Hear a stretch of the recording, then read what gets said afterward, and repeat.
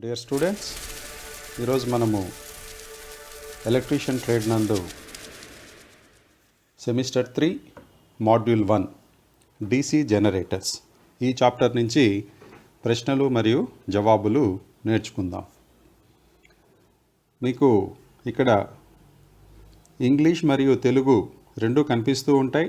అయితే మీకు తెలుగులో మీనింగ్స్ అనేటివి సరిగ్గా ట్రాన్స్లేషన్ చేయలేదు చేసిన వాళ్ళు, కాబట్టి మీకు ఇంగ్లీష్ పదాన్ని చదివి ఆ సెంటెన్స్ని చదివి దాని యొక్క మీనింగ్ తెలుగులో మీకు ట్రాన్స్లేట్ చేసి చెప్తాం. అయితే వీటిల్లో కొన్ని ప్రశ్నలు వస్తాయి, కొన్ని ప్రాబ్లమ్స్ కూడా వస్తాయి. ఆ ప్రాబ్లమ్స్ వచ్చినప్పుడు మేము సహజంగా దాన్ని ఇంతకుముందు బోర్డు మీద చెప్పడం జరిగింది. వాటిని మీరు ఫాలో అవుతే మీకు సులభంగా సబ్జెక్ట్ అర్థమవుతుంది. ఇక్కడ కేవలం మనము ప్రశ్నలు మరియు జవాబులు వీటిని మాత్రమే మనము చెప్పుకుంటూ వెళ్దాం. డీటెయిల్డ్గా ఆన్సర్ అది ఎందుకు వస్తుంది, అది ఎలా దానికి వస్తుంది అనే దాన్ని మనం తెలుసుకోవాలంటే మాత్రం మనము ఆన్లైన్ ద్వారా బోర్డు మీద చెప్తున్నటువంటి పాఠాలను మీరు ఫాలో అయ్యారంటే మీకు ఇంకా బాగా అర్థమవుతుంది. ఇక్కడ కేవలం మనం రివిజన్ కోసం మాత్రమే, పునశ్చరణ క్లాసుల కోసం మాత్రమే ఈ యొక్క వీడియోను మనము రూపొందించడం జరిగింది. కాబట్టి మీరు దీన్ని ఫాలో అయితే మీకు సబ్జెక్ట్ అనేది ఈజీగా క్వశ్చన్ అండ్ ఆన్సర్స్ నేర్చుకోవచ్చు. తద్వారా ఫైనల్ ఎగ్జామినేషన్లో మీరు సులభంగా పాస్ అయ్యేదానికి అవకాశం ఉంటుంది. ఇక్కడ మొదటగా మనం చూస్తే ఈ DC జనరేటర్స్ చాప్టర్ నుంచి మనకు 56 ప్రశ్నలు ఉన్నాయి. ఈ 56 ప్రశ్నలకు సంబంధించి మనకు సెకండ్ ఇయర్ విద్యార్థులకు ఇవన్నీ కూడా సెమిస్టర్ 3 అండ్ సెమిస్టర్ 4 ఇవి రెండు కూడా సెకండ్ ఇయర్ విద్యార్థులకు ఎలక్ట్రీషియన్కు. సో దీంట్లో 6 చాప్టర్స్ ఉన్నాయి. సెమిస్టర్ 3లో మొదటి చాప్టర్ DC జనరేటర్. ఈ DC జనరేటర్లో 56 ప్రశ్నలు ఉన్నాయి. వాటిని మనం ఇప్పుడు తెలుసుకుందాం. ఇక్కడ మొదటి ప్రశ్న ఏమి ఇచ్చారంటే, ఇక్కడ DC జనరేటర్ ఒక బొమ్మ ఇచ్చారు. ఈ బొమ్మ ఇచ్చి దాంట్లో X అనేది ఒకదాన్ని గుర్తించారు. ఆ X అని గుర్తించిన యొక్క పార్ట్ పేరు ఏమిటి అని చెప్పి అడుగుతున్నారు. Question number 1, what is the name of the part marked X in DC generator? ఈ DC జనరేటర్లో X అని ఒక పార్ట్కు గుర్తించారు. ఆ గుర్తించిన పార్ట్ యొక్క పేరు ఏమిటి అని అడుగుతున్నారు. ఇక్కడ ఉంది కదా, అదే DC జనరేటర్ యొక్క పార్ట్. ఆ పార్ట్ పేరు ఏమిటి అంటున్నారు. 4 ఆన్సర్లు ఇచ్చారు. అవి ఏంటో చూద్దాం. A armature core, B brush, C commutator raiser, D commutator segment. ఈ 4టిల్లో కరెక్ట్ ఆన్సర్ ఏమిటి అంటే కామ్యుటేటర్ రైజర్. దీని కరెక్ట్ ఆన్సర్ ఏమిటి? దీనికి ఈ బొమ్మలో X అని చూపించిన భాగం యొక్క పేరు ఏమిటి అంటే కామ్యుటేటర్ రైజర్. Commutator raiser. ఈ యొక్క బొమ్మలో X అనే పార్ట్ చూపించారు కదా, ఆ పార్ట్ యొక్క పేరు ఏమిటంటే commutator riser. Commutator riser. Next question చూద్దాం. What is the name of DC generator? ఇక్కడ ఒక DC జనరేటర్ని ఇచ్చారు. ఆ DC జనరేటర్ యొక్క పేరు ఏమిటి అని అడుగుతున్నారు. ఇక్కడ ఇచ్చిండే DC జనరేటర్ యొక్క పేరు ఏమిటి అని అడుగుతున్నారు. ఇక్కడ ఒక ఫిగర్ ఇచ్చారు కదా, ఈ ఫిగర్లో అది ఏ జనరేటర్, అది DCలోనే ఏ generator. Difference long shunt compound. ఏ ఆప్షన్ ఏ ఏమి ఇచ్చారు? Differential long shunt compound. Option B differential short shunt compound. Option C cumulative long shunt compound. Option D cumulative short shunt compound. వీటిల్లో కరెక్ట్ ఏది అని చెప్పి అడుగుతున్నారనమాట. సో మనకి ఇక్కడ correct answer ఏమొస్తుంది దీనికి అంటే differential long shunt compound. Differential long shunt compound motor ఇది. ఈ యొక్క మోటార్ పేరేమిటి? ఇక్కడ మీరు డిఫరెన్షియల్ లాంగ్ షంట్ అనేది ఎందుకు వచ్చింది అంటే ఇక్కడ మీరు గమనించాలి. ఫిగర్ను మీరు ఇక్కడ గమనిస్తే మీకు తెలుస్తుంది అన్నమాట. ఇక్కడ మీకు బొమ్మలో చూపిస్తున్నారు కదా, what is the name of DC generator అంటే దీని పేరు ఏమిటంటే ఈ యొక్క మోటార్ పేరు differential long shunt compound DC generator. Differential long shunt compound DC generator. What is the name of the DC generator అంటే differential long shunt compound DC generator దీని correct answer. Next question చూద్దాం. Which rule is used to find the direction of induced EMF in DC generator? ఏమడుగుతున్నారు? Which rule అంటే కింద 4 రకాల rules ఇవ్వడం జరిగింది. ఆ 4 రూల్స్లో ఏ రూల్ను ఉపయోగించి మనకు డీసీ జనరేటర్లో ఇండ్యూస్డ్ ఈఎంఎఫ్ ఉత్పత్తి అయ్యే డైరెక్షను కనుక్కోవాలి. ఇక్కడ ఇప్పుడు ఫార్ములాస్ అనేవి ఉన్నాయి. Corkscrew rule A, B వచ్చేసి right hand palm rule, C వచ్చి Fleming's left hand rule, D వచ్చి ఫ్లెమింగ్స్ రైట్ హ్యాండ్ రూల్. ఈ 4 రూల్స్లో ఏ రూల్ ద్వారా మనము డీసీ జనరేటర్లో ఈఎంఎఫ్ ఇండ్యూస్ అవుతున్నటువంటి ఈఎంఎఫ్ డైరెక్షన్ను కనుక్కుంటాము? Which rule is used to find the direction of induced EMF in DC generator? ఏ రూల్ ద్వారా మనం దీన్ని కనుక్కుంటామంటే Fleming's right hand rule. Fleming's right hand rule అంటే కుడి చేతితో మనము దాన్ని డైరెక్షన్ను ఇండ్యూస్డ్ ఈఎంఎఫ్ యొక్క డైరెక్షన్ను చూపిస్తామన్నమాట దేంట్లో? డీసీ జనరేటర్లో. సో దీని కరెక్ట్ ఆన్సర్ ఏమిటి అంటే which rule is used to find the direction of induced EMF in DC generator. దీనికి డీసీ జనరేటర్లో ఇండ్యూస్డ్ ఈఎంఎఫ్ యొక్క డైరెక్షన్ను కనుక్కునేదానికి ఏ సూత్రాన్ని ప్రతిపాదిస్తారంటే Fleming's right hand rule.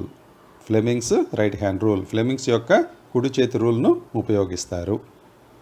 Next question చూద్దాం.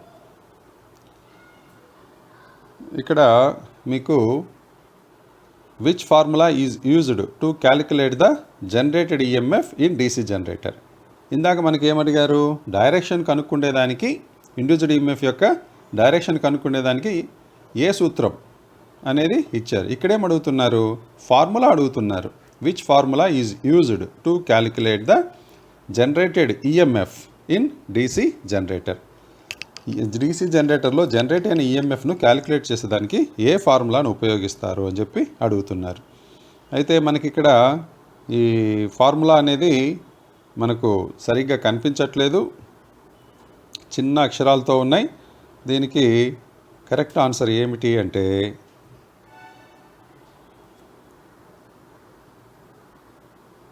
పై ZN/60 into A/P volts.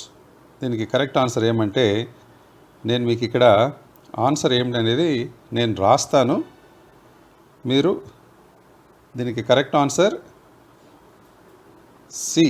Correct option వచ్చేసి సి. కాకపోతే మీకు కనిపిస్తుందో లేదో తెలియదు, నేను ఇక్కడ రాస్తున్నాను, గమనించండి.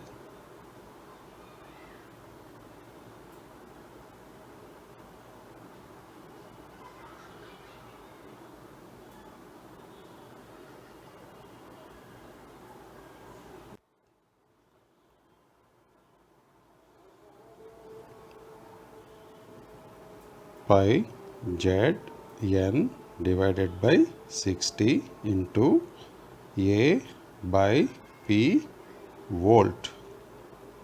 డీసీ జనరేటర్లో జనరేటెడ్ ఈఎంఎఫ్ను కనుక్కునేదానికి ఉపయోగించే ఫార్ములా ఏమిటంటే పై ZN/60 ఇంటూ A/P వోల్ట్. ఇది దీనికి కరెక్ట్ ఆన్సర్. ఈ యొక్క క్వశ్చన్లో ఇది సి ఆన్సర్గా ఉంటుందన్నమాట. Option C. నెక్స్ట్ క్వశ్చన్ చూద్దాం. What is the formula to calculate back EMF of a DC motor? ఇక్కడ ఏమడుగుతున్నారు? డీసీ మోటార్లో ఉన్నటువంటి బ్యాక్ ఈఎంఎఫ్ను కనుక్కుండేదానికి ఫార్ములా ఏమిటి అని అడుగుతున్నారు. బ్యాక్ ఈఎంఎఫ్లో డీసీ మోటార్లో బ్యాక్ ఈఎంఎఫ్ కనుక్కుండేదానికి ఫార్ములా ఏమి అని అడుగుతున్నారు. ఇక్కడ ఇది కూడా మనకు స్పష్టంగా లేదు ఈ ప్రశ్న, దీంట్లో అన్నీ కూడా మనకు రాలేదు. దీన్ని మళ్ళీ నెక్స్ట్ రిపీట్ చేద్దాం, నెక్స్ట్ క్లాస్కి వెళ్దాం. ఓకే, ఇక్కడ ఒక బొమ్మ ఇచ్చారు, దీంట్లో ఒక ఎక్స్ అనే ఒక పార్ట్ని ఇక్కడ గుర్తించారు. దీని యొక్క పేరు ఏమిటి అని అడుగుతున్నారు. What is the name of the part marked X in DC generator? ఇక్కడ పైన బొమ్మలో ఏముంది మనకి? ఇక్కడ ఈ బొమ్మలో ఆ పోల్స్ ఉన్నాయి. ఈ పార్ట్ను వచ్చేసి మనము పోల్ అంటాం. ఈ పార్ట్ పోల్ కదా, ఆ పోల్ను మనకు సంబంధించి దాని కింది పక్క ఉండే పార్ట్ యొక్క పేరు ఏమిటి అని అడుగుతున్నారు. సో దీనికి 4 ఆప్షన్స్ ఏమి ఇచ్చారో చూద్దాం. ఒకటి పోల్ టిప్, రెండోది పోల్ కాయిల్, మూడోది పోల్, ఇక్కడ రిపీట్ చేశారు, పోల్ కాయిల్ అనేది 2 సార్లు రిపీట్ చేశారు. నాలుగోది పోల్ షూ, నాలుగోది పోల్ షూ అనమాట. దీనికి కరెక్ట్ ఆన్సర్ ఏమిటంటే దీనికి పేరు ఏమంటామంటే పోల్ షూ అని అంటాం. ఏమంటాం మనము? పోల్ షూ అని అంటాము. ఇది షూ స్టైల్లో ఉంది కదా, ఇక్కడ ఇది షూ స్టైల్లో ఉంది, అంటే ఆకారం ఎలా ఉందో గమనించండి. కాబట్టి దాన్ని మనం ఏమంటామంటే పోల్ షూ అని అంటాం. నార్త్ పోల్, సౌత్ పోల్ అనేది మనం వింటూ ఉంటాం. ఇది నార్తా సౌతా అనేది పక్కన పెడితే ఈ పోల్లో ఈ యొక్క పార్ట్ని ఏమంటామంటే పోల్ షూ అని అంటాము. పోల్ షూ అని దీన్ని అంటాం మనం. ఓకే, నెక్స్ట్ క్వశ్చన్ చూద్దాం. What is the name of the DC generator? ఇక్కడ ఒక డీసీ జనరేటర్ని ఇచ్చారు, అంటే దాని కనెక్షన్స్ని బట్టి దాని పేరు ఏమిటో చెప్పండి అని అడుగుతున్నారు.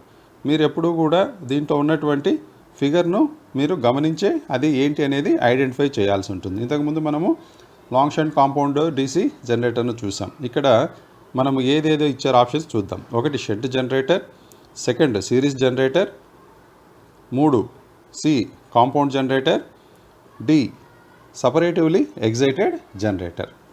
ఈ 4 కరెక్ట్ ఆన్సర్ ఏమిటి అంటే మీరు ఇక్కడ బొమ్మను చూడండి. ఫస్ట్ బొమ్మను మీరు గమనించారంటే ఇక్కడ ఒక సపరేట్గా ఎగ్జైటేషన్ ఒకటి ఉంది, ఒక సపరేట్ ఎగ్జైటేషన్ ఇక్కడ ఏర్పాటు చేశారు. ఇక్కడ ఈ బొమ్మలో మీరు గమనించండి. సో ఈ డీసీ జనరేటర్ను మామూలుగా మనం ఏం చేస్తామంటే అది సెల్ఫ్ ప్రైమ్ మూవర్స్ ఉండనప్పుడు, సెల్ఫ్గా అది ఎగ్జైట్ కాలేనప్పుడు సపరేట్గా మనము ఎగ్జైటేషన్ అని ఒకదాన్ని ఏర్పాటు చేస్తాం. ఇది ఈ బొమ్మను పరిశీలిస్తే మీకు అది కనిపిస్తుంది అనమాట. ఈ బొమ్మను పరిశీలిస్తే మీకు ఒక సపరేట్ ఎగ్జైటేషన్ అనేది ఇక్కడ కనెక్ట్ చేశారు. కాబట్టి దీన్ని ఏమని పిలుస్తారంటే option D separately excited generator. Separately excited generator అని మనము పిలుస్తాము. Separately excited generator. ఈ బొమ్మను బట్టి మనము ఇక్కడ దాని పేరు ఏమిటో ఐడెంటిఫై చేస్తున్నాం. ఓకే, నెక్స్ట్ క్వశ్చన్ చూద్దాం. Which energy is converted into electrical energy by generator? మనకందరికీ తెలుసు జనరేటర్ ఏం చేస్తుంది? కరెంటును ఉత్పత్తి చేస్తుంది. అయితే అది ఏది తీసుకొని ఏది ఇస్తుంది అంటే దానికి మనం ఏమి ఇస్తున్నాం అంటే అది తిరిగేదానికి మనము ఏ శక్తిని ఇస్తున్నాం. అది బయటకు వచ్చేటప్పుడు ఏమవుతుంది? అది ఎలక్ట్రిక్ ఎనర్జీ అవుతుంది. మనము ఒక్కొక్క చోట ఒక్కొక్క రకమైన ఉపయోగం ఉంటుంది. సో ఇక్కడ దేన్ని ఇస్తున్నాం? ఆ జనరేటర్కి మనం ఏమి ఇస్తున్నాం? ఏ హీట్, వేడిని ఇస్తున్నామా? బి కెనెటిక్ ఎనర్జీ అంటే తిప్పుతున్నామా? సి కెమికల్ ఎనర్జీ అంటే కెమికల్ రూపంలో ఏదైనా ఇస్తున్నామా? డి అంటే రసాయన రూపంలో ఏమైనా ఇస్తున్నామా? సికి. డి అంటే మెకానికల్ అంటే ఏమిటి? దానికి ఏదైనా మనము ఎక్స్టర్నల్గా ఇది పెట్టి చేస్తున్నామా? దీనికి కరెక్ట్ ఆన్సర్ ఏమిటి? మనకందరికీ తెలుసు జనరేటర్ ఏ విధంగా పనిచేస్తుంది. దానికి 2 రకాలు. మనకు డీజిల్ జనరేటర్ చూస్తుంటాం. డీజిల్ జనరేటర్కి ఏం చేస్తాం మనము? డీజిల్ జనరేటర్ ఉంటే దానికి డీజిల్ పోసేసి ఆన్ చేసేసి ఆ యొక్క డీజిల్ ఇంజిన్ ద్వారా జనరేటర్ను తిప్పి దాని నుంచి విద్యుత్ తీసుకుంటాం. అదొక సిస్టమ్. లేదు మనము ఇంకా వేరేగా చెప్పాలంటే ఒక ప్రైమ్ మూవర్గా ఏదైనా ఇంకొక మోటార్ను కనెక్ట్ చేసి దాన్ని తిప్పి దాని ద్వారా కూడా బయటికి తీసుకుంటాం. అంటే మోటార్ జనరేటర్ సెట్ అంటాం, ఎంజీ సెట్ అంటాం. లేదు ఏదైనా టర్బైన్స్ కనెక్ట్ చేయొచ్చు. టర్బైన్ కనెక్ట్ చేసి ఆ టర్బైన్ తిరగడం ద్వారా ఇక్కడ జనరేటర్ను తిప్పడం ద్వారా మనము విద్యుత్తును ఉత్పత్తి చేస్తాం. అది ఏసీ కావచ్చు, డీసీ కావచ్చు. జనరేటర్లో విద్యుత్ ఉత్పత్తి చేస్తుంది అది ఏదైనా. జనరేటర్ అంటేనే ఏసీ జనరేటర్ కావచ్చు, డీసీ జనరేటర్ కావచ్చు. సో ఇక్కడ బయట నుంచి మనం మెకానికల్గా దానికి తిరిగేదానికి కావాల్సిన శక్తిని మనము అందజేస్తున్నాం, మెకానికల్గా ఇస్తున్నాం అనమాట. సో దీనికి కరెక్ట్ ఆన్సర్ ఏమిటంటే mechanical energy is converted into electrical energy by generator. Which energy is converted into electrical energy by generator అంటే mechanical energy is converted into electrical energy by generator. దానికి ఏమి ఇస్తున్నాం మనం? బయట నుంచి ఒక ఏదైనా మెషిన్ ద్వారా కానీ, లేకపోతే ఒక టర్బైన్ ద్వారా కానీ, లేకపోతే ఒక డీజిల్ ఇంజిన్ ద్వారా కానీ దాన్ని తిప్పుతున్నాం. It's called mechanical energy. So దీని కరెక్ట్ ఆన్సర్ ఏమిటంటే option D, mechanical. Next question చూద్దాం. What is the name of DC generator? So ఇక్కడ మళ్ళీ మీకు ఇంకొక డీసీ జనరేటర్ బొమ్మ ఇచ్చారు. ఇది కూడా పోలే.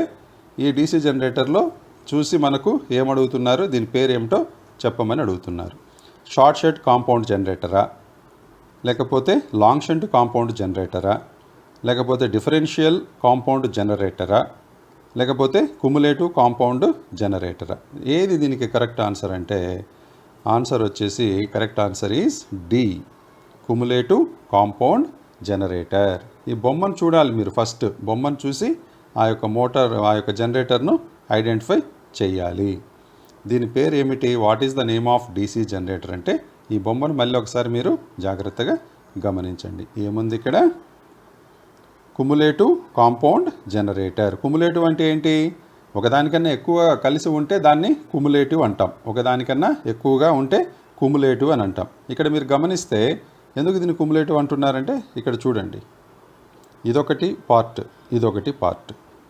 ఇక్కడ చూడండి, కుములేటివ్ అని ఎందుకు అంటున్నామంటే ఇది పైది వచ్చేసి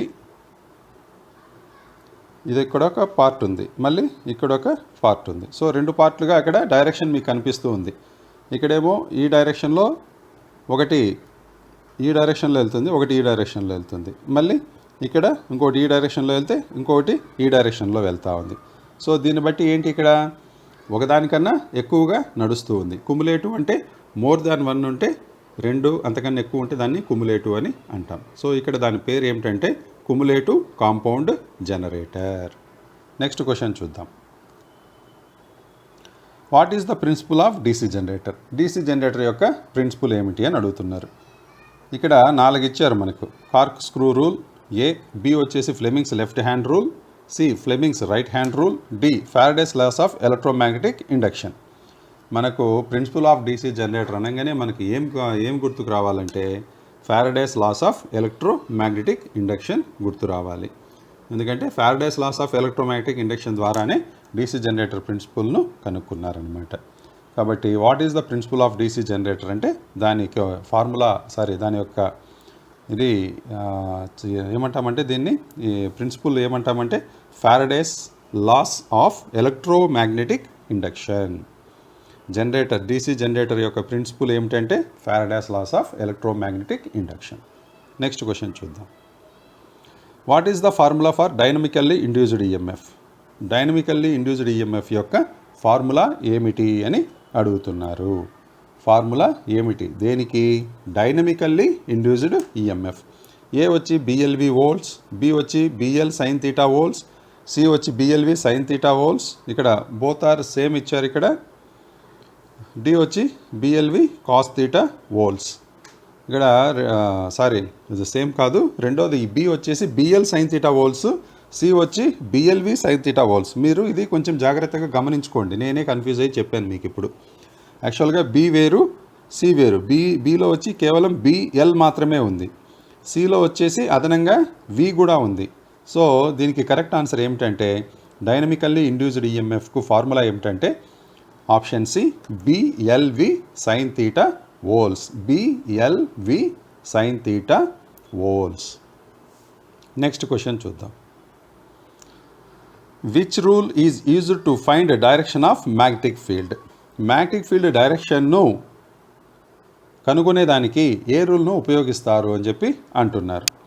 ఏ corkscrew rule, B right hand palm rule, C Fleming's left hand rule, D వచ్చి ఫ్లెమింగ్స్ రైట్ హ్యాండ్ రూల్ అనమాట. దీని కరెక్ట్ ఆన్సర్ ఏమిటంటే option D, Fleming's right hand rule. Which rule is used to find direction of magnetic field? అయస్కాంత శక్తిని, అయస్కాంత యొక్క క్షేత్రాన్ని యొక్క డైరెక్షన్, దిశను కనుక్కునేదానికి ఏ రూల్ చెబుతుంది అంటే Fleming's right hand rule. Fleming's right hand rule magnetic field యొక్క డైరెక్షన్ను ఏ రూల్ ప్రతిపాదిస్తుందంటే Fleming's right hand rule. Next question చూద్దాం. What is the name of the part of DC generator? ఇక్కడ ఒక పార్ట్ ఇచ్చారు, మీరు గమనించండి. ఈ పార్ట్ను ఏమని పిలుస్తారు అని అడుగుతున్నారు. డీసీ జనరేటర్లో ఇది పార్ట్. ఈ పార్ట్ను ఏమని పిలుస్తారు? ఏమేమి ఇచ్చారు? A stator, B pole core, C pole shoes, D yoke or frame. Yoke or frame అన్నమాట. సో మనకు తెలుసు ఆడ ఇది డీసీ జనరేటర్లో ఈ పార్ట్ ఎక్కడ ఉంటుంది? బయట ఉంటుంది. ఇది ఎక్కడ ఉంటుంది? ఇది బయట ఉంటుంది. బయట పక్క పార్ట్ కదా ఇది. మొత్తం అంతా కూడా ఇదంతా బయట ఉండే పార్ట్. దీని లోపలనే మనకు రోటార్ వస్తుంది, ఇక్కడ ఇవన్నీ ఇది ఉంటుంది, బయట కనెక్షన్ ఇస్తారు, తిరిగే పార్ట్ ఇది. కాకపోతే మీరు ఇక్కడ ఇది ఇది బయట పక్క ఉంది కదా, ఇది స్టేటార్, ఇది తిరగని పార్ట్. తిరిగేదాన్ని రోటార్ అంటాం, తిరగని దాన్ని స్టేటార్ అంటాం అని మనము అంటాం. కానీ ఇక్కడ ఏంటంటే ఇక్కడ స్టేటార్తో పాటుగా టోటల్ సెట్ ఇచ్చారు. ఇక్కడ ఏంటి? స్టాండ్ ఇచ్చారు, ఎవ్రీథింగ్ ఇక్కడ బొమ్మలో కనిపిస్తూ ఉందన్నమాట. సో దీన్ని ఏమంటామంటే మనము యోక్ ఆర్ ఫ్రేమ్ అని అంటాం. ఈ పార్ట్ను మనం ఏమంటామంటే యోక్ ఆర్ ఫ్రేమ్ అని అంటాము. టోటల్ సెట్ అనమాట, బయట పార్ట్ ఇది. ఈ బయట పార్ట్ను మనం ఏమంటామంటే yoke or frame. Next question చూద్దాం. How many parallel paths in duplex lap winding of a 4-pole DC generator? 4-pole DC జనరేటర్లో ఎన్ని ప్యారలల్ పాస్ ఉంటాయి డూప్లెక్స్ ల్యాప్ వైండింగ్కు అని చెప్పి అడుగుతున్నారు. 4, 6, 8, 12. ఇక్కడ ఏమడుగుతున్నారు? మరి ఒకసారి ప్రశ్నను జాగ్రత్తగా గమనించండి. ఇదేమో 4-pole DC generator. Duplex lap winding ఎన్ని పాత్స్గా ఉంటాయి? ఎన్ని ప్యారలల్ పాత్ అంటే ఏంటి? పాత్ అంటే ఏంటి? దారి కదా. పాత్ అంటే ప్యారలల్ పాస్. ఇలా ఉండేదాన్ని ప్యారలల్ పాత్స్ అని అంటాం. ఇవి duplex lap winding 4-pole DC జనరేటర్లో ఎన్ని ఉంటాయి అని అడుగుతున్నారు. ఎన్ని ఉంటాయి అంటే 12 ఉంటాయి 4-pole DC జనరేటర్లో. సారీ మీకు 12 కాదండి, ఇది 8 ఉంటాయి. 4-pole DC జనరేటర్లో 4-pole DC జనరేటర్లో డూప్లెక్స్ ల్యాప్ వైండింగ్ ఎన్ని ప్యారలల్ పాస్ ఉంటాయంటే 8 ఉంటాయి. ఎన్ని ఉంటాయంటే 8 ఉంటాయి. How many parallel paths in duplex lap winding of a 4-pole DC generator అంటే దీనికి కరెక్ట్ ఆన్సర్ వచ్చేసి ఆప్షన్ సి 8. 4-pole DC జనరేటర్లో డూప్లెక్స్ ల్యాప్ వైండింగ్ 8 ప్యారలల్ పాస్గా ఉంటుంది. నెక్స్ట్ క్వశ్చన్ చూద్దాం. Name the part of DC generator. ఇక్కడ ఒక బొమ్మ చూపించారు మనకి. ఈ బొమ్మను ఏంది? ఏం పార్ట్ అంటాం దీన్ని? ఈ పార్ట్ యొక్క పేరు ఏమిటి? ఈ DC జనరేటర్లో ఈ పార్ట్ పేరు ఏమిటి అని అడుగుతున్నారు. సో ఏమేమి ఇచ్చారు ఇక్కడ? Side end plates. Option A side end ప్లేటా అంటే చివరిగా ఉండే ప్లేటా, లేకపోతే పోల్ షూ లామినేషనా? పోల్ షూ అనేది ఉంటుంది, దాని లామినేషనా ఇది? ఆప్షన్ సి కామ్యుటేటర్ సెగ్మెంటా? Option D armature core lamination. ఈ 4టిల్లో ఏది అని అడుగుతున్నారు. ఈ బొమ్మను చూడండి. ఇక్కడ ఇది లామినేటెడ్ కోర్ అనేది మనకు స్పష్టంగా తెలిసిపోతూ ఉంది, అవునా? సో కాకపోతే ఇది ఏమిటి అంటే ఆర్మేచర్ కోర్ లామినేషన్ అని అంటాం దీన్ని. ఇక్కడ ఇచ్చిన పదాన్ని బట్టి దీన్ని మనం ఏమంటామంటే ఆర్మేచర్ కోర్ లామినేషన్ అని అంటాం. ఇది లామినేటెడ్ కోర్. యాక్చువల్గా దీన్ని మనకు చెప్పే పేరు లామినేటెడ్ కోర్ అంటాం. కాకపోతే వీళ్ళు ఇంకొంచెం డీటెయిల్డ్గా ఆర్మేచర్ కోర్ లామినేషన్ అని చెప్పి ఇచ్చారనమాట. సో ఈ బొమ్మలో ఉన్న దాని ప్రకారము దీని పేరు ఏమిటి? Name of the part of DC generator అంటే ఈ యొక్క పేరు ఈ బొమ్మలో ఉండేటిది ఏమిటి అంటే armature core lamination. Option D. Next question చూద్దాం. ఇక్కడ మనం how interpoles are connected in a DC generator. DC జనరేటర్లో ఇంటర్పోల్స్ను ఏ పద్ధతిలో కనెక్ట్ చేస్తారు అని అడుగుతున్నారు. Option A in series with ఆర్మేచర్కు సిరీస్లో కనెక్ట్ చేస్తారా ఈ యొక్క ఇంటర్పోల్స్, లేకపోతే ఈ ఇంటర్పోల్స్ను ప్యారలల్లో కనెక్ట్ చేస్తారా ఆర్మేచర్కి? ఆప్షన్ సి ఏం చెప్తున్నారు? ఇన్ సిరీస్ విత్ షంట్ ఫీల్డ్కు సిరీస్లో కనెక్ట్ చేస్తారా ఇంటర్పోల్స్ని, లేకపోతే option D in parallel with shunt field, ఇంటర్పోల్స్ను షంట్ ఫీల్డ్కు ప్యారలల్లో కనెక్ట్ చేస్తారా? ఇక్కడ ఆర్మేచర్కు సిరీస్లో కనెక్ట్ చేస్తారా అని ఒకటి, లేకపోతే ప్యారలల్లో కనెక్ట్ చేస్తారా అనేది ఒకటి.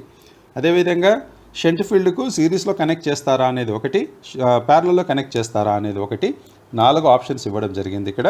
దీనికి కరెక్ట్ ఆప్షన్ ఏమిటంటే ఆప్షన్ ఏ. ఇంటర్పోల్స్ వచ్చేసి డీసీ జనరేటర్లో ఏ విధంగా కనెక్ట్ చేస్తారంటే ఆర్మేచర్కు సిరీస్లో కనెక్ట్ చేస్తారు. In series with armature. How interpoles are connected in a DC generator? In series with armature. Option A. Next question చూద్దాం.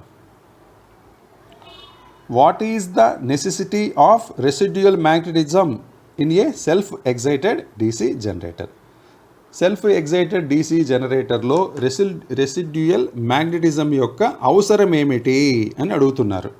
What is the necessity of residual magnetism in a self excited DC generator? Self excited DC జనరేటర్లో residual magnetism యొక్క అవసరం ఏమిటి? Option A, build up the వోల్టేజ్ని build up చేసేదానికి ప్రాథమికంగా. Option B, reduce the field current, ఫీల్డ్లో ఉన్నటువంటి కరెంట్ను తగ్గించేదానిక. Option C, reduce armature current, ఆర్మేచర్లో ఉన్నటువంటి కరెంటును తగ్గించేదానిక.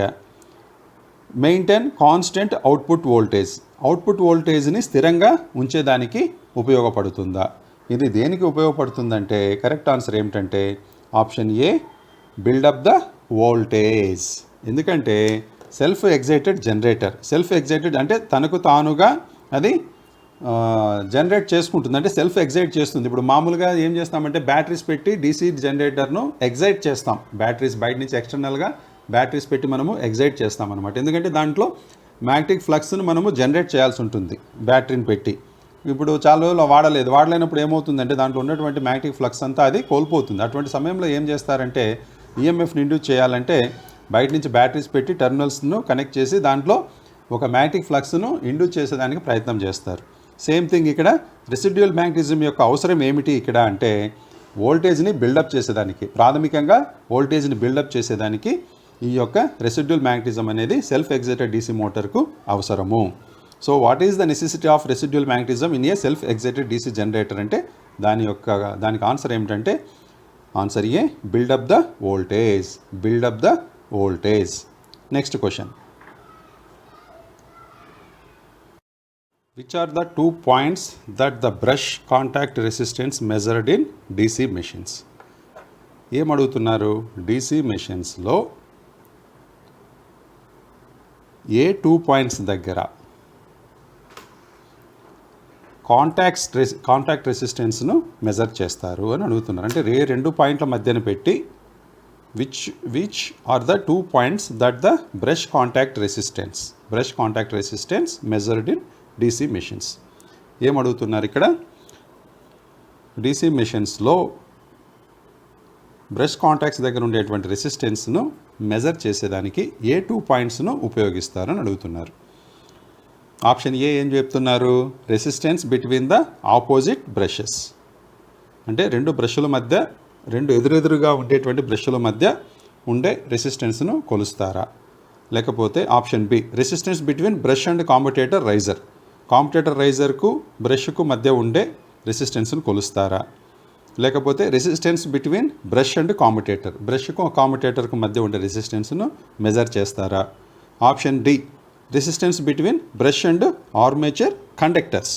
ఇక్కడ ఏం చెప్తున్నారు? పైదానికి కింది దానికి కొంచెం తేడాలు ఉన్నాయి, జాగ్రత్తగా గమనించండి అన్నీ కూడా. సో దీనికి కరెక్ట్ ఆన్సర్ ఏమిటి అంటే option C, resistance between brush and commutator. బ్రష్కు కామ్యుటేటర్కు మధ్య ఉండే దానిని, ఆ రెండింటి మధ్య ఉండే పాయింట్స్ని మనము మెజర్ చేస్తాం. దేనికి? బ్రష్ కాంటాక్ట్ రెసిస్టెన్స్ను కొలిచేదానికి. Resistance between brush and commutator. Which are the 2 points that the brush contact resistance measured in DC machines? బ్రష్కు ఉన్నటువంటి కాంటాక్ట్ రెసిస్టెన్స్ మెజర్ చేసేదానికి డీసీ మెషిన్లో 2 పాయింట్ల మధ్య రెసిస్టెన్స్ మెజర్ చేస్తారు. అది ఎక్కడెక్కడ చేస్తారంటే resistance between brush and commutator. Next question చూద్దాం. Which voltage drop is indicated in the portion marked as X. ఇక్కడ బొమ్మలో ఏమడుగుతున్నారు? Which voltage drop is indicated in the portion marked as X. ఇక్కడ X అనేది ఇచ్చారు. సో యాక్చువల్గా ఇలా line ప్యారలల్గా ఉండాలి, కానీ ఇలా ఎలా వచ్చింది? ఇది ఇలా వంపుగా వచ్చింది. సో ఈ పార్ట్ను ఏమని పిలుస్తారు? ఈ ఎక్స్ అని ఉంది కదా ఇక్కడ, ఆ పార్ట్ను ఏమని పిలుస్తారు? ఆన్సర్స్ ఏమేమి ఇచ్చారు? Full load voltage drop, option B armature voltage drop, option C armature reaction drop, option D shunt field voltage drop. Shunt field voltage drop. దీనికి కరెక్ట్ ఆన్సర్ ఏమిటంటే ఈ యొక్క which voltage drop is indicated in the portion marked as X. ఈ పార్ట్ను మనము ఏం drop అని అంటామంటే option C armature reaction drop. Armature reaction drop అని అంటాము. నెక్స్ట్ క్వశ్చన్ చూద్దాం. What is the name of the compound generator if shunt field is connected in parallel with armature? ఇక్కడ కాంపౌండ్ జనరేటర్లో మనము షంట్ ఫీల్డ్ని కనుక ఆర్మేచర్కు ప్యారలల్గా కనెక్ట్ చేస్తే ఆ యొక్క కాంపౌండ్ జనరేటర్ ఏమని పిలుస్తాం? ఇక్కడ కండిషన్ ఏమిటి? షంట్ ఫీల్డ్ వచ్చేసి ఆర్మేచర్కు ప్యారలల్గా కనెక్ట్ చేశారు. షంట్ ఫీల్డ్ ఆర్మేచర్కు ప్యారలల్గా కనెక్ట్ చేశారు. అప్పుడు ఆ యొక్క కాంపౌండ్ జనరేటర్ యొక్క పేరు ఏమిటి అని అడుగుతున్నారు. A long shunt compound, B cumulative compound, C differential compound, D short shunt compound. ఇక్కడ మనకు కండిషన్ ఏంటి చెప్తున్నారు? షంట్ ఫీల్డ్ వచ్చేసి ఆర్మేచర్కు ప్యారలల్లో కనెక్ట్ చేశారు. అప్పుడు దాన్ని మనం ఏమంటామంటే షార్ట్ షంట్ కాంపౌండ్ అని అంటాము. ఇందాక ఫస్ట్లో మనం ఒక బొమ్మ చూసాం, రెండు కనెక్షన్స్ ఉన్నాయి, వాటిని మనము లాంగ్ షంట్ కాంపౌండ్ అన్నాం. ఇక్కడ ఏం చెప్తున్నారు? షంట్ ఫీల్డ్ను ప్యారలల్గా ఆర్మేచర్కు కనెక్ట్ చేసేసారు. షంట్ ఫీల్డ్ను ఆర్మేచర్ కనెక్ట్ చేస్తే దాన్ని ఏమంటామంటే షార్ట్ షంట్ కాంపౌండ్ జనరేటర్ అని అంటాము. నెక్స్ట్ క్వశ్చన్ చూద్దాం. Why the armature core of a DC generator is laminated? Armature కోర్ను ఎందుకు లామినేట్ చేస్తారు? ఆర్మేచర్ కోరు అనేది డీసీ జనరేటర్లో ఎందుకు లామినేట్ చేయబడి ఉంటుంది? లామినేట్ అంటే ఏంటి? మనకు తెలుసు, ప్లేట్లుగా ఉంటాయి. మామూలుగా ఒక దుంగలాగా ఒక గట్టి గడ్డలాగా ఎందుకు ఉండదు? అది లామినేటెడ్ ఎందుకు చేస్తారు? లామినేటెడ్ అంటే ప్లేట్ను చిన్న చిన్న పల్చని ప్లేట్స్గా కట్ చేసి అవన్నీ కలిపి మళ్ళీ స్టాంపింగ్ చేస్తారనమాట. సో ఆ విధంగా ఎందుకు చేయాలి అని అడుగుతున్నారు. Why the armature core of a DC generator is laminated? దీనికి ఆన్సర్ ఏమిటంటే 4 ఆప్షన్లు ఇచ్చారు. ఈ 4 ఆప్షన్లో కరెక్ట్ ఆన్సర్ ఏమిటంటే option D reduce the eddy current loss. Reduce the eddy current loss అనమాట. సో 4 మళ్ళీ మనం చదువుదామా అంటే okay. Reduce the copper loss తగ్గించాక, రెడ్యూస్ ద ఫ్రిక్షన్ లాస్ తగ్గించేదానిక, రెడ్యూస్ ద హిస్టీసిస్ లాస్ తగ్గించేదానిక, లేదా reduce the eddy current loss. దేనికోసము ఈ యొక్క ఆర్మేచర్ కోర్ను లామినేషన్ ఎందుకు చేస్తారు అంటే to reduce the eddy current loss. Why the armature core of a DC generator is laminated అంటే to reduce the eddy current loss. Next question చూద్దాం.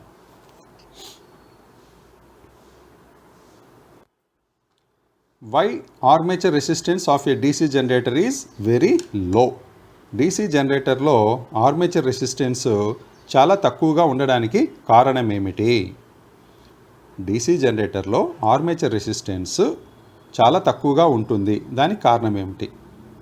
ఏ reduce armature కరెంట్ను తగ్గించేదానిక, B reduce armature voltage drop, ఆర్మేచర్లో voltage డ్రాప్ను తగ్గించేదానిక, run armature with less weight, ఆర్మేచర్ను తక్కువ బరువుతో తిప్పేదానికోసమా, రెడ్యూస్ ద టెంపరేచర్ ఆఫ్ ఆర్మేచర్లో ఉన్నటువంటి ఉష్ణోగ్రతను తగ్గించేదానిక.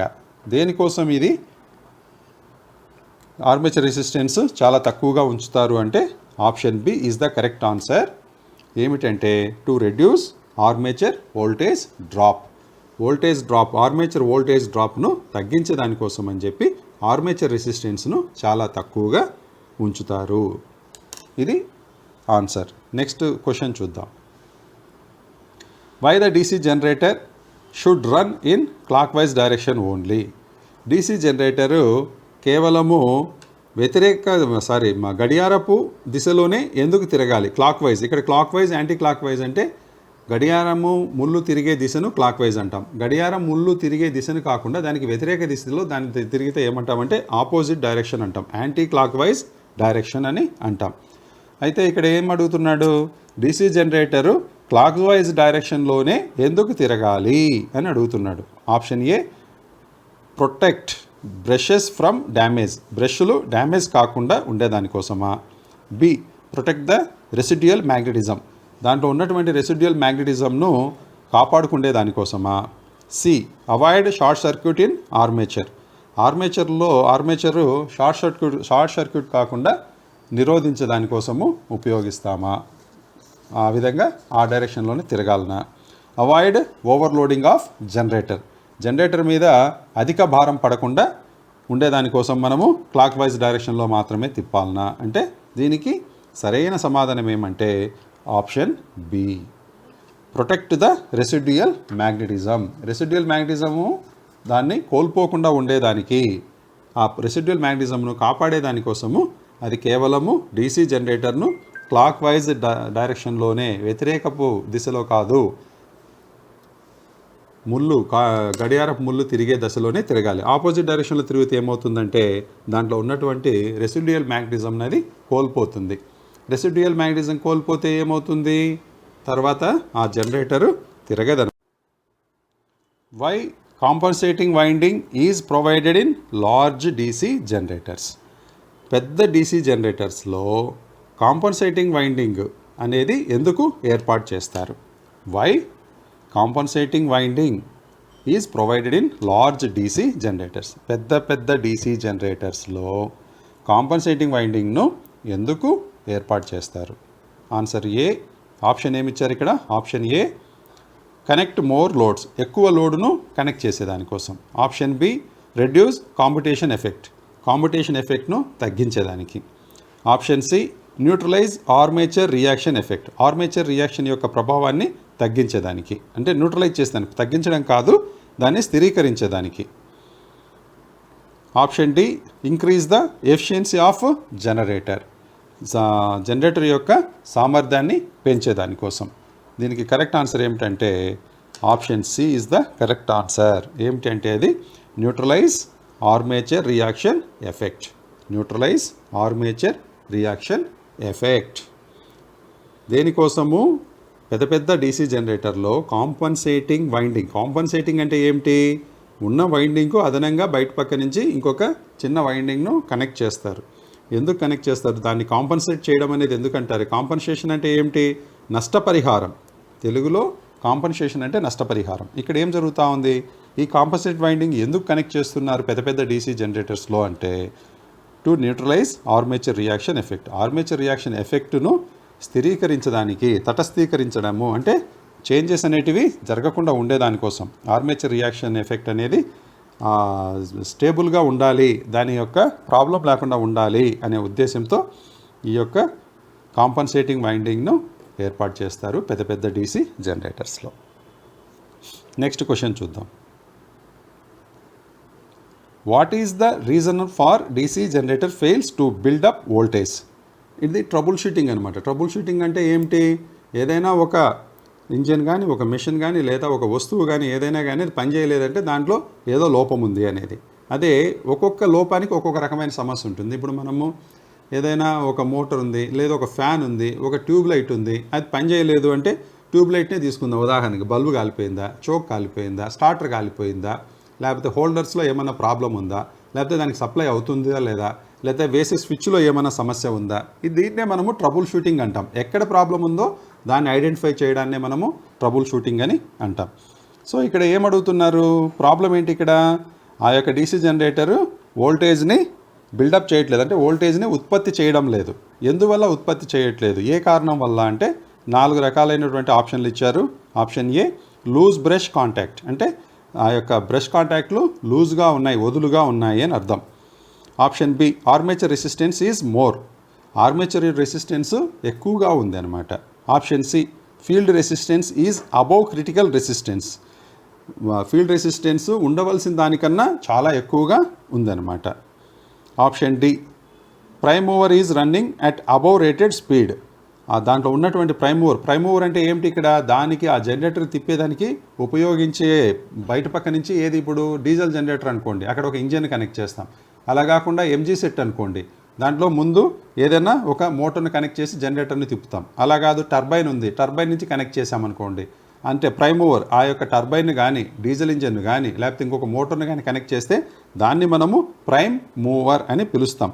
ఆ ప్రైమ్ మూవరు దానికి ఇచ్చిన స్పీడ్ కన్నా ఎక్కువగా, రేటెడ్ స్పీడ్ అంటే ఇప్పుడు 1440 ఆర్పిఎం, లేకపోతే 850 ఆర్పిఎం, లేకపోతే 2000 ఆర్పిఎం, ఇలా ఆర్పిఎం ఉంటుంది. ప్రతిదానికి ఒక రేటింగ్ అనేది ఇచ్చింటారు, దానికన్నా అది ఎక్కువ వేగంగా తిరగడం. సో ఈ 4 కారణాలలో ఏది కరెక్ట్ కారణము అంటే field resistance is above critical resistance. అంటే ఇక్కడ ఏం చెప్తున్నారు సమాధానం అంటే, ఫీల్డ్ రెసిస్టెన్స్ ఉండవలసిన దానికన్నా, ప్రతిదానికి ఒక సామర్థ్యం ఉంటుంది, ఆ సామర్థ్యానికి మించి చేస్తే ఏమవుతుంది, అది ఫెయిల్ అయిపోతుంది అనమాట. సో ఇక్కడ ఇచ్చిన 4 ఆప్షన్స్లో మనకు కరెక్ట్ ఆప్షన్ ఏమిటంటే field resistance is above critical resistance. ఉండవలసిన క్రిటికల్ రెసిస్టెన్స్ అంటే ఏమిటి, క్రిటికల్ కేర్ యూనిట్ అంటారు. ఏది, మామూలుగా జ్వరం వస్తే మామూలుగా వార్డులో పెట్టి ట్రీట్మెంట్ ఇస్తారు, లేకపోతే ఇంటి దగ్గరే పెట్టి ట్రీట్మెంట్ ఇస్తారు. లేదు కొంత కండిషన్ సీరియస్ అయిందనుకోండి, తీసుకెళ్ళి ఐసీయూలో పెడతారు. ఇంకా సీరియస్ అయిందనుకోండి, తీసుకెళ్ళి వెంటిలేటర్ మీద పెడతారు. సో అంటే ఇక్కడ ఏంటి, దాన్ని మించిపోయింది, ఫీల్డ్ రెసిస్టెన్స్ ఉండాల్సిన దానికన్నా ఎక్కువ రెసిస్టెన్స్ ఉంది అక్కడ. సో దానివల్ల ఏమవుతుంది, ఆ నిరోధం అనేది ఉండవలసిన దానికన్నా విపరీతంగా పెరిగిపోయింది కాబట్టి అక్కడ వోల్టేజ్ అనేది ఉత్పత్తి జరగట్లేదు. ఇక్కడ ఇచ్చిన ఆప్షన్స్లో అది కరెక్ట్ ఆప్షన్. నెక్స్ట్ క్వశ్చన్ చూద్దాం. What is the name of generator if its field is connected in parallel with armature? ఇందాక ఒక క్వశ్చన్ చదువుకున్నాం మనం, సేమ్ అటువంటి ప్రశ్నే మళ్ళీ ఇక్కడ అడుగుతున్నారనమాట. అక్కడ ఏంటి, షంట్ ఫీల్డ్ను ఆర్మేచర్కు ప్యారలల్లో కనెక్ట్ చేస్తే దాన్ని మనము షార్ట్ షంట్ కాంపౌండ్ మోటార్ అని అన్నాం. ఓకే, అక్కడ కాకపోతే అక్కడ పేరు ఇవ్వడమే కాంపౌండ్ జనరేటర్ అని చెప్పారు, షార్ట్ షంట్ కాంపౌండ్ జనరేటర్ అని అన్నాం అప్పుడు. ఎందుకంటే అక్కడ ఇవ్వడమే కాంపౌండ్ జనరేటర్ అన్నారు, అక్కడ మనము షార్ట్ షంట్ అని పిలిచాం.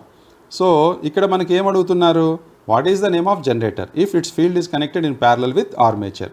ఇక్కడ ఫీల్డ్ను ఆర్మేచర్కు ప్యారలల్గా కనెక్ట్ చేసినారు. సో అక్కడ మనకు అది కాంపౌండ్ జనరేటర్ అని చెప్పారు, ప్లస్ అది మనకు ఇవ్వడం ఏంటంటే షంట్ ఫీల్డ్ని తీసుకెళ్ళి ఆర్మేచర్కు ప్యారలల్గా కనెక్ట్ చేశారన్నారు, కాబట్టి దాన్ని మనము షార్ట్ షంట్ కాంపౌండ్ జనరేటర్ అన్నాం. ఇక్కడ మనకు అడుగుతున్నది ఏమిటంటే ఓన్లీ ఫీల్డ్ను ప్యారలల్గా ఆర్మేచర్ కనెక్ట్ చేశారు. దీనికి కరెక్ట్ ఆన్సర్ ఏమిటి అంటే 4 ఇచ్చారు. షంట్ జనరేటరా, సిరీస్ జనరేటరా, కాంపౌండ్ జనరేటరా, సెల్ఫ్ ఎగ్జైటెడ్ జనరేటరా. ఇక్కడ సిరీస్ జనరేటర్ అనే పదమే రాదు. ఎందుకు రాదంటే ఇది కనెక్ట్ చేసిందే ప్యారలల్గా కనెక్ట్ చేశారు. సో ఇంకా సిరీస్ అనే పదం ఎక్కడ వస్తుంది, రాదు. కాంపౌండ్ అంటే మిక్సింగ్, అది కూడా లేదు ఇక్కడ. సెల్ఫ్ ఎగ్జైటెడా అంటే ఇక్కడ అది కూడా కాదు. దీనికి కరెక్ట్ ఆన్సర్ ఏమిటంటే shunt generator, option A. Option A. What is the name of generator if its field is connected in parallel with armature? ఇక్కడ ఏం చెప్తున్నారు, ఫీల్డ్ని తీసుకుపోయి ఆర్మేచర్కు ప్యారలల్గా కనెక్ట్ చేస్తే ఆ జనరేటర్ను ఏమని పిలుస్తారు అంటే షంట్ జనరేటర్ అని పిలుస్తారు. Option A, shunt generator. Next question చూద్దాం. What is the purpose of pole shoe in DC generator? DC జనరేటర్లో పోల్ షూ యొక్క పర్పస్ ఏమిటి అంటే అది ఎందుకు ఉపయోగపడుతుంది, దాని ఉద్దేశం ఏంటి, పోల్ షూ యొక్క పనితీరు, పని ఏమిటి, దాన్ని ఎందుకు అక్కడ పెట్టినారు డీసీ జనరేటర్లో అంటే option A, reduce the air gap, గాలి అక్కడ ఎయిర్ టైట్ ఉండేదానికి, అంటే ఎటువంటి గాలి చొరబడకుండా ఉండేదానికి, to reduce the air gap. And B, increase the field strength, దాంట్లో ఉన్నటువంటి ఫీల్డ్ యొక్క స్ట్రెంగ్త్ను పెంచేదానికి ఈ యొక్క పోల్ షూ ఉపయోగపడుతుందా? లేకపోతే option C, minimise the magnetic losses, magnetic లాసెస్ను తగ్గించేదానికి, వీలైనంత వరకు తగ్గించేదానికి ఉపయోగపడుతుందా? Option D, spread out flux uniformly in the air gap, అంటే ఇక్కడ ఫ్లక్స్ అనేది ఉంటుంది, మ్యాగ్నెటిక్ ఫ్లక్స్ ఉంటుంది కదా, ఆ ఫ్లక్స్ వచ్చేసి ఆ ఎయిర్ గ్యాప్ అయితే ఎక్కడైతే ఉందంటే మధ్యలో ఎక్కడైతే గ్యాప్ ఉంటుందో ఆ యొక్క రోటార్కు స్టేటార్కు మధ్యలో ఉండేటువంటి గ్యాప్లో యూనిఫామ్గా స్ప్రెడ్ చేసేదానికి. యూనిఫామ్ అంటే ఏమిటి, మనము షర్టు ప్యాంటు యూనిఫామ్ అంటుంటాం. ఎందుకు యూనిఫాము? అందరినీ ఒకే రూపంగా ఉండాలి. ఇక్కడ కూడా ఈ స్ప్రెడ్ చేస్తుందన్నమాట. ఆ యొక్క ఫ్లక్స్ను ఆ గ్యాప్లో సమంగా ఈక్వల్గా అది స్ప్రెడ్ చేస్తుంది, అంటే డిస్ట్రిబ్యూట్ చేస్తుంది. అక్కడ ఏ గ్యాప్ ఉంటుంది కదా, ఎయిర్ గ్యాప్, ఆ ఎయిర్ గ్యాప్ అంతా కూడా అది ఎటువంటి అంటే ఒక పక్క ఎక్కువ ఒక పక్క తక్కువగా ఉండకుండా ఆ యొక్క ఫ్లక్స్ను అది అన్ని వైపులా నలుమూలల సమాంతరంగా స్ప్రెడ్ చేస్తుంది. అది పోల్ షూ యొక్క పని. దేంట్లో? డీసీ జనరేటర్లో. ఓకే, నెక్స్ట్ క్వశ్చన్ చూద్దాం. What is the function of split rings in DC generator? So ఇక్కడ మనము చూస్తూ ఉంటాం స్ప్లిట్ రింగ్స్ అనేటివి ఉంటాయి. జనరేటర్ అంటే ఖచ్చితంగా స్ప్లిట్ రింగ్స్ అనేటివి ఉంటాయి. అది ఏసీ కావచ్చు, డీసీ కావచ్చు, అది వేరే సంగతి. బట్ స్ప్లిట్ రింగ్స్ అనేటివి కంపల్సరీగా ఉంటాయి. What is the function of split rings in DC generator అంటే A maintain constant voltage, B collects the current unidirectionally, C reduces the voltage drop at brushes, D increases the terminal voltage than rated. ఎందుకు ఉపయోగపడుతుంది ఈ యొక్క split rings అంటే? Collect the current unidirectionally. Unidirectionally అంటే ఏంటి? ఇప్పుడు మనకు తెలుసు డీసీ జనరేటర్ ఎలా తిరుగుతుంది? క్లాక్ వైజ్ డైరెక్షన్లో తిరుగుతూ ఉంటుంది. అయితే తిరిగినప్పుడంతా కూడా ఏమవుతుంది? North pole south pole, south pole north pole, ఇలా డైరెక్షన్ చేంజ్ అవుతూ ఉంటుంది. అంటే యూని డైరెక్షన్ అంటాం.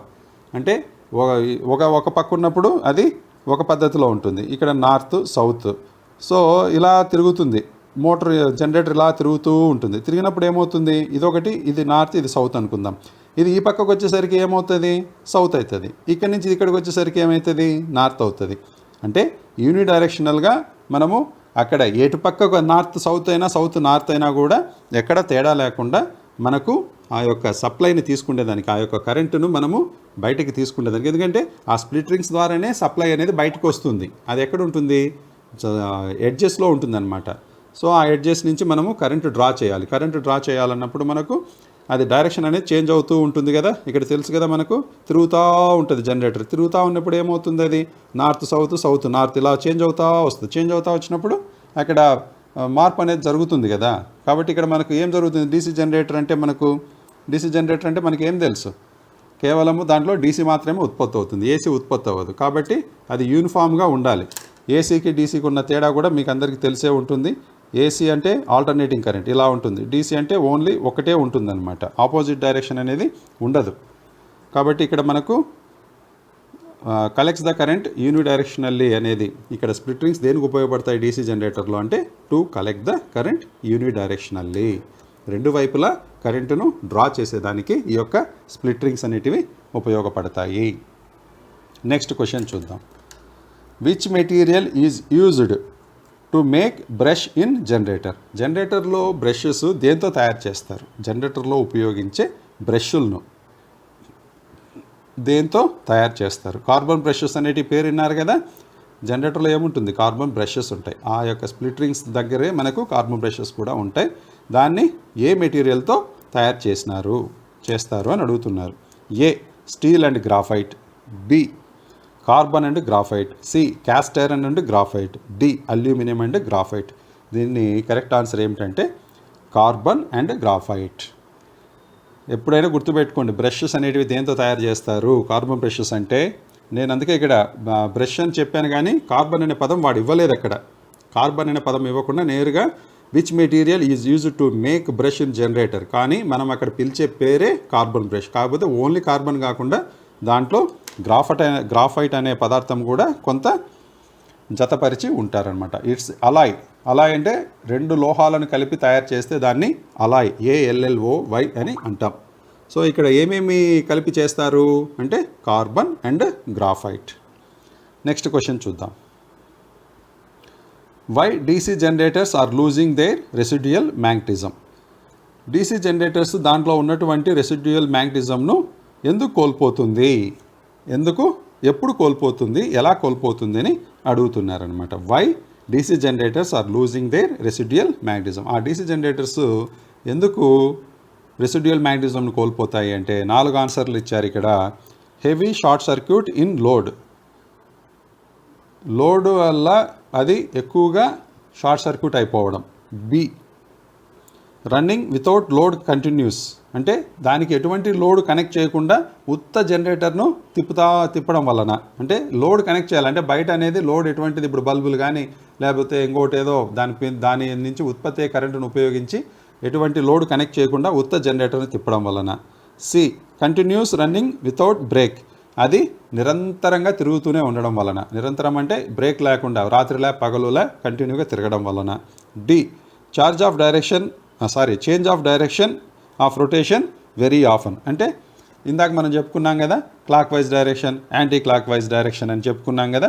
సో ఆ విధంగా అది మాటిమాటికి ముందుకు ఒకసారి తిరిగి ఏదో కారణం చేత మళ్ళీ వెనక్కి తిప్పడం వలన, ఇందాకే చెప్పుకున్నాం రెసిడ్యుయల్ మ్యాగ్నెటిజం అనేది మనకు ఉండాలి. అంటే ఎందుకు ఉండాలి రెసిడ్యుయల్ మ్యాగ్నెటిజం అనేది, అంటే అది క్లాక్ వైజ్ డైరెక్షన్లో తిరిగితేనే రెసిడ్యుయల్ మ్యాగ్నెటిజం అనేది కోల్పోకుండా ఉంటుంది.